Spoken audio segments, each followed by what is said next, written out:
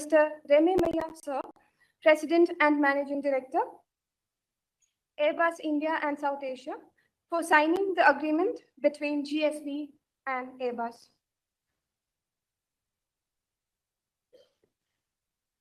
The agreement, pursuant to the MoU signed on 7 September 2023, includes various actionable areas to develop aerospace capital, human capital in India.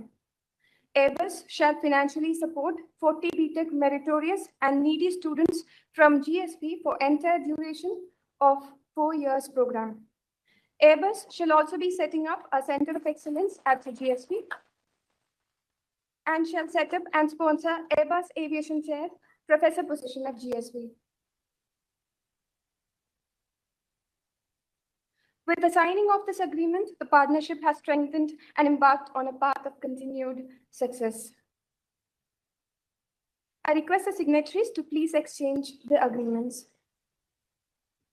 Let us give a warm round of applause as we witness the exchange of a transformational agreement between GSV and Airbus that will build sustainable partnership for industry-academia collaboration.